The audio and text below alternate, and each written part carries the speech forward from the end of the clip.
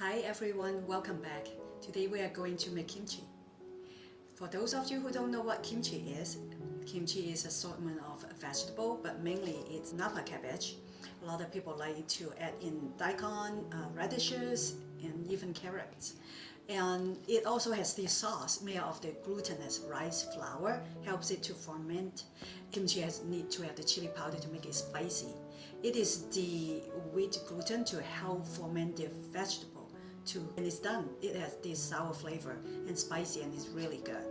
I've been wanting to make this for a long time, but it has been intimidating. For a recipe that I can find online, they are usually for 20 pounds of cabbage. And finally I found a recipe online from emmymadeinjapan that has a small portion, and we are going to make the small portion today. And today we have about 5 pounds of Nappa cabbage, and each one of these is about 2.5 pounds. So first we would like to get started by cutting the cabbage in half. And then what you do is you cut the core out. And then you just cut it about this size. I'm not going to cut everything to show you, but the next thing I'm going to show you is how to cut the carrot in matchstick size to put in your kimchi. So, I don't have a grater that would do that, so I have to do it the traditional way. And this is a good size for your carrots. Okay. I'm done cutting with all the vegetable. The next step is putting in half cup of the kosher salt like this, and then turn on the water and cover it up. Make sure that the vegetable is soaked under water for about 2 hours. While our vegetables are being soaked in salt water for 2 hours, we'll work on the sauce. The sauce comes in 2 parts. The first part is the rice sauce. That helps the vegetable to ferment, and the second part is a flavoring, but let's work on the rice sauce first. So we will take 1 cup of water, and then 4 tablespoons of this glutinous rice flour. You should be able to get it from any Chinese supermarket, and you whisk it well. And we are also going to put 2 tablespoons of sugar towards the end when the sauce is done, which means when the sauce boils. Okay, I'm going to cook it on the stove top. I am boiling the rice sauce, waiting for it to bubble. And then once it starts to bubble, I'm going to put in 2 tablespoons of sugar. This is thickened, so when you see that it's thickened, you can turn off the stove and then add in your sugar now. I'm going to add in 2 tablespoons of sugar and then stir it up, and then set it aside when the sauce is done. Next we're going to prepare for the chili sauce, which makes kimchi really spicy and yummy. Now we are ready to make the chili sauce for the kimchi. So we have 2 small onions here, and about an inch of ginger, and some green onions, 10 cloves of garlic, and this is the most delicious thing, is the Korean chili. You cannot use any other type chili, but only Korean for the kimchi. If not, the flavor wouldn't turn out right. And the next is 4 tablespoons of fish sauce. And grate the onion first. Cutting the ginger. You would like to get the skin off. Kind of minced it.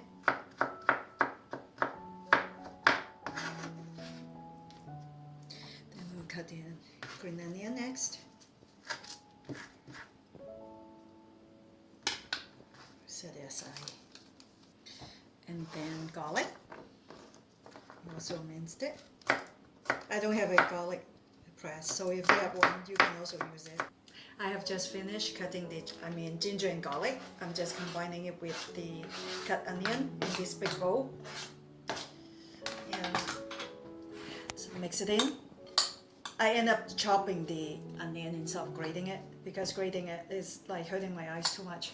So whatever works for you. And this is the fish sauce. Pour it in. And then, so it looks like this so far. And then the next thing you want to mix in is this yummy chili. Oh, that makes kimchi so good. The next step is to combine the rice sauce with the kimchi sauce. So, this is what I'm going to do. Just discard all the salt water. So here you go, that's the vegetable ready to go to mix in with our kimchi sauce. I've also sanitized all the bottles for about 15 minutes. So we're ready to go. Let's get started. So, oh, by the way, I do not have the food gloves. I just found out. So I used 2 sandwich bags and put rubber bands around it. That works too. So let's get to it. So you need to really work the sauce into the vegetable. You have to be really patient so you will get the sauce all over the place like what I'm doing. You have to make sure to bring in the bottom vegetable to the top to mix it in well. Make sure all the vegetable get all the sauce because it's very crucial. You don't want some bland kimchi in some bottle and have some really spicy one in some other. Okay, I'm mixing everything very well now. You can see it's looking like kimchi. I'm ready to put all this in my prepared jars now. Let's get started. Okay. You have to make sure that you put in as much vegetable as possible and then push it in. Push it all the way in. You want to fill up the bottle all the way up to the top. So this one is about done. And then you have to do the same thing for the rest of the bottles. Okay, this is done. So this is how full you would like to do it for. So I'm going to bring the next. So I guess I will go off camera and I will show you after I'm done with all the bottles. I am finally done stuffing all the kimchi in all of my bottles. It took me a while. So the next step we have to do is we need to slightly close the lids of the bottle. Don't close them too tight.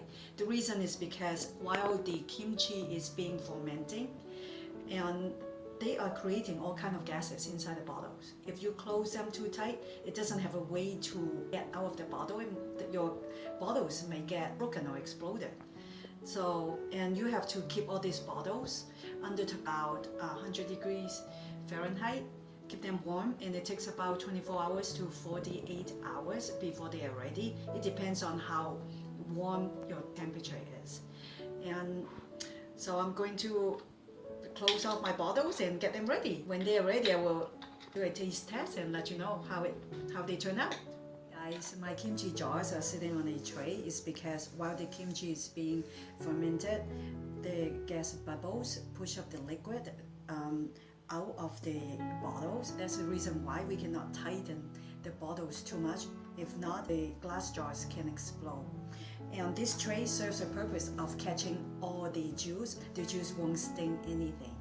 So I'm going to put this by my windowsills in a black bag to catch the sunlight to keep all these kimchi jars warm. The ideal temperature about 100 degrees Fahrenheit. So it usually takes about 2 days. It depends how warm your home is. Hi guys, it has been 3 days. I actually checked on this kimchi after 2 days, but they are not sour enough for me. So I have decided to have them fermented for 1 extra day. So let's try it out. I hope this will be good enough.